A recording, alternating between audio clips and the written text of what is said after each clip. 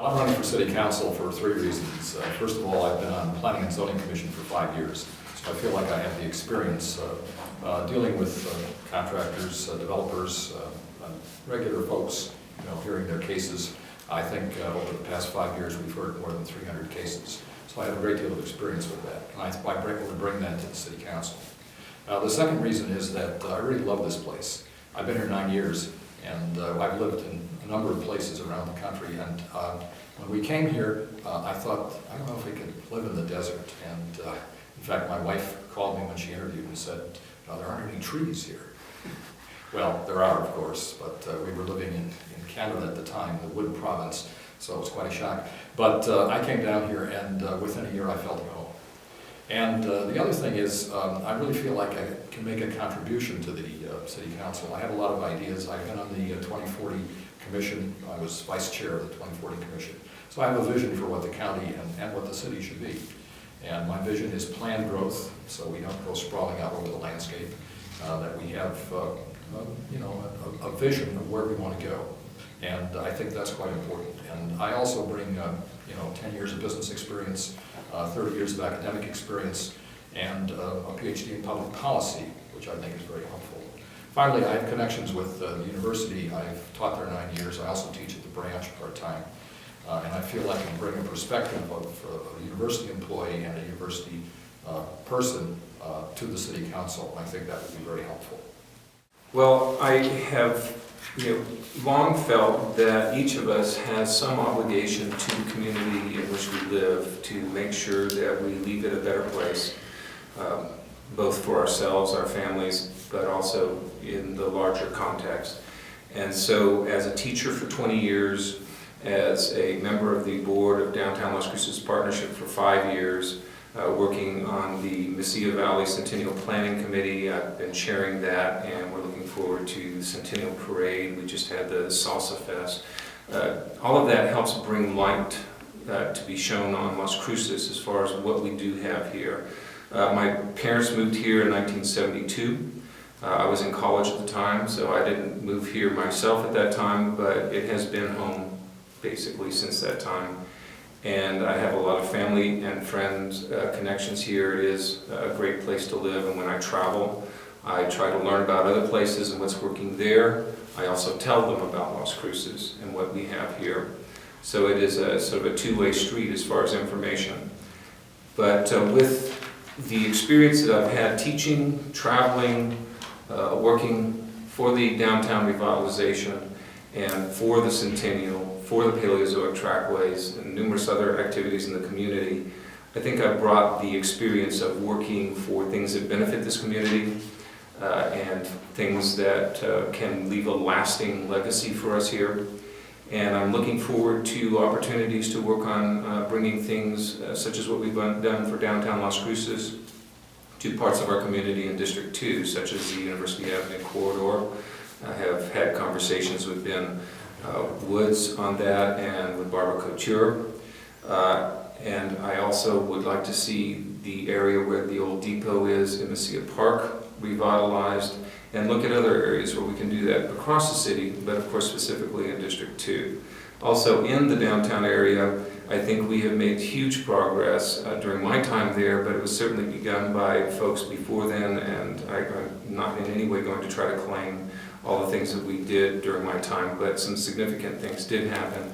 The passage of the TID at the state level, the La Placita project, the Comunidades building, I think all of those are very critical pieces to what's happening there. And I think some future pieces I would like to see in place are parking structure as soon as possible so that we don't come to a screeching halt with the efforts that we've been making downtown when people want to come in with businesses and things and housing and not find parking. Also the Civic Plaza, also possibly moving the municipal court so that the Museum of Art can go into that final structure, and a number of other things that I think will make our center of art community something that we can be proud of, but also something that will showcase what can be done in this community for businesses and families wanting to move here. My name is Fred B. Espinosa. I was born and raised in Las Cruces. Spent most of my life growing up on Belima Circle, right near where Young Park was. We saw Young Park built as children. Went to high school here in Las Cruces, joined the United States Air Force in 1976 to serve my country. Part of my experience involved working as a firefighter to start off for 6 years of my career. Was promoted to special duty assignment as a military training instructor, where I served in San Antonio, Texas, and was decorated for that service, as well as going into Air Force recruiting. I was an Air Force recruiter for 6 years as well of my career. Part of that was right here in Las Cruces at the First National Bank Tower. And those were great experiences in my time. Before I retired, I was moved back to Clovis, to Canada Air Force Base, where I ended my career, the last 2 or 3 years rather, of my career in public affairs, public relations, and journalism, right before I retired in 1994.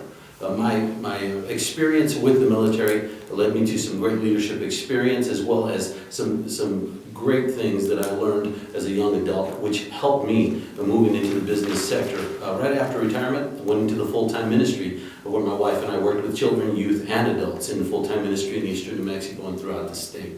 Part of that, of course, involved working in the business sector in sales and customer service, where I gained experience in management as well as in customer service, which has led me to come back and be in the Las Cruces area to be able to give back to our business community. I have very strong family values. I'm been married 33 years. My wife's a graduate of MSU.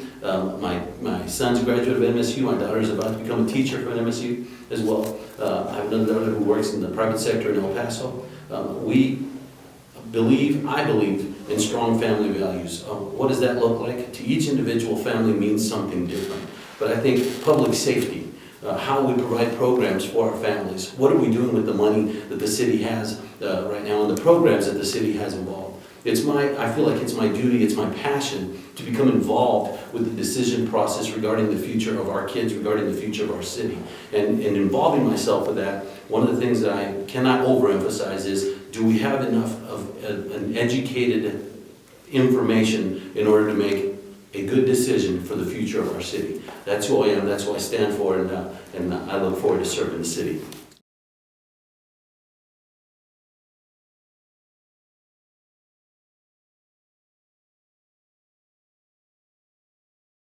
When a developer takes on a subdivision, or we annex something on the urging of the developer, then the developer pays for the roads and the sewers and then turns them over to the city. And that seems to be a sensible way to work it. The problem, of course, is that we've seen things done sort of piecemeal, and that's not the fault of developers. It's simply the way development goes. And I think the idea of the impact fee on stormwater and drainage and that sort of thing, an extension of infrastructure, was intended then to give us a more uniform grid. And that would be, I think that would be helpful. People would like that better. I know I've been out on East Mesa looking at property because I've been on the Planning and Zoning Commission for 5 years. And when we look at sites, we often see what we consider half-built roads. Well, they're not half-built. You know, the thing was the developer was only required to build half the width of the road. And then, of course, they do all the internal improvements in the subdivision. And then they turn it over to the city. So we have a patchwork of things on East Mesa, and I think that's unfortunate. So what Mr. Bean is asking, I suppose, is, you know, could the impact fees pay for this? Yes, I think they could. But I oppose the impact fee on stormwater and the infrastructure. I'm supporting it for public safety. I think we absolutely need that. But it's an interesting problem. And I think the way the system is working now is okay, but obviously it's not satisfying everyone's needs. Okay. And let me tell you that probably one of the greatest concerns is regarding the fairness. Because with the impact fees, people, one of the unfortunate things that was mentioned at the city council meeting is that impact fees collected on this development over here might actually be used to support redoing infrastructure, putting new infrastructure in another area. And so I think that even though there is the reality that the infrastructure is needed in a specific area because somebody is doing this development here, and so there's a certain degree of, the infrastructure fees coming out of this development pay for what's going on, or the infrastructure requirements. When you start saying, but it could be used over here, there's that fairness issue.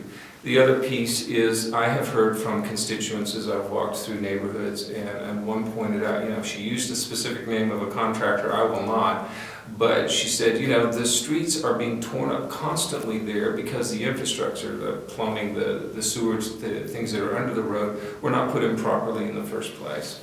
And so that is a very real concern. Not only do the streets sometimes get half-built, we've gone through neighborhoods where you've got this wide esplanade and then it narrows down to a narrow street and then it widens out again, and that kind of thing. And that can be not only unsightly but also dangerous in certain situations. And certainly the erosion from the arroyos and that sort of thing can be a problem. But how do we get that consistently applied across our community? I'm not sure that the infrastructure fees, as they are currently structured, even though they're not going to be implemented immediately, adequately address how we do that. I mean, it has been pointed out, they don't pay the whole amount, and the city still has to figure out a way to get the remainder of those costs taken care of. Additionally, I think the city didn't take into account the fact that contractors can probably sometimes get special deals on how to do things. Now, unfortunately, that may result in some of that inferior infrastructure, but additionally, they may be able to get very good work done at a reduced price because of people they know or situations they're aware of, but the city might not. They may also be able to purchase or pay for those things on credit. And the current way that I understand the infrastructure fees to be set up would basically be pay for this as you get your permit. And so there would be two things. One, the structure of the fee itself, not taking into account a lot of other factors that might actually reduce the cost. And two, not being able to pay it out over time on an incremental basis, so that you've got to pay the whole thing up front, and on a significant project that could be a huge amount of money. And so I can understand why the contractors and the developers and the real estate folks would be very upset about that. So I would say that generally, conceptually, I understand why the city council moved forward with the idea of the impact fees. I do think that a lot more could have been done for what are some alternative streams of funding, some other ways to augment what the impact fees are not going to pay for, and other ways to be fair about how it's applied, where infrastructure is actually needed for the safety, comfort, and attractiveness of our community. So I think even though this was delayed and there is potential for future delays because of the economic situation, I do think that more work needed to have been done to make the case for the impact fees, and perhaps there could have been alternatives that hadn't been explored or hadn't been adequately suggested.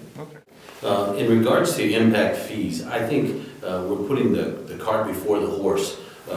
By having all of the information necessary to know how the decisions have been made regarding infrastructure within certain building sites, that information needs to be reviewed and re-reviewed. Not only reviewed by City Council, but I think it's important that we have consultation from professionals who know and who do not have a general interest in those specific projects, so that we can obtain a fair estimate or idea of what the costs are that are going to be involved. First of all, what the benefit will be to the community, what the benefit will be to the builders, because of course building a home, building a new business, building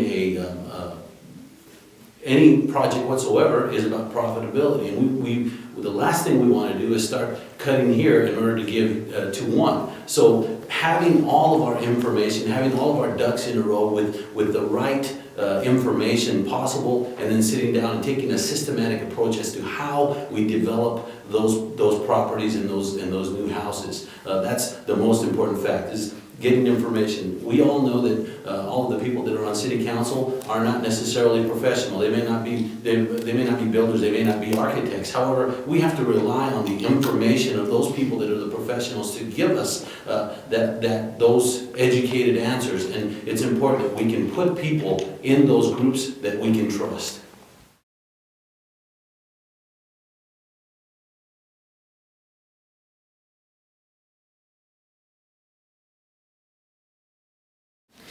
Well, that is another contentious issue that's come before the city, and the City Council has, of course, been privy to some information that we have not. But I think the use of eminent domain, whereas it might be necessary in some circumstances, I don't think the case has adequately been made in this particular circumstance. And without more details, it's very hard to speculate. But I would say that you simply do not go down that path without some really extenuating kinds of circumstances. And so, at least at face value, it looks like a misstep for me. In regards to the Moongate water eminent domain situation, I am 100% against doing that. I believe that that family worked hard to build that business. They've worked for several years providing that utility for the East Mesa and for the people in that area, and they have done a tremendous job at growing and keeping up with that growth. I personally am a recipient, I would say, of something that was taken away from me. My grandmother owned property downtown right before urban renewal kicked in. She lost her home, her property, and was given a home in another part of the city, worth much less than what she had already. Our family suffered through that. It was an unfortunate situation. Of course, urban renewal took that, and it is now part of the downtown area. That was around the same time that St. Genevieve's was torn down as well. As a child, I remember the devastation that took place, and I think that would be devastating, and the message that we would be sending would be a negative message. This is something that these people built, and this family built, and this family should have an opportunity. If they would like to sell that at a fair market value, that should be their decision, not something that is imposed upon them. Well, I think the city's making a big mistake, and I think it's a big, expensive mistake. Eminent domain is a good tool in development of infrastructure, and it should be used judiciously. And I recall a situation at, I think it was New London, Connecticut, a few years ago, where the city council condemned a private property and then sold it to a developer. This went to the Supreme Court, and the Supreme Court approved it, which I thought was outrageous. A lot of states then passed laws which banned this sort of thing. We haven't done that in New Mexico, and we probably should. I think this is a frivolous thing. Now, Moongate is not, what should I say, they're not scot-free in this. They do put up smoke screens occasionally, and I can recall when I was on planning and zoning, they came and told us that we couldn't approve an annexation of a particular property because it was under litigation. Well, that had nothing to do with the annexation. That had to do with the water rights there. So I don't think they're blame-free, but I think this is a bad move on the city's part. I've talked to Moongate water users, and they're very satisfied with the service. There's no reason why the city should bully this company.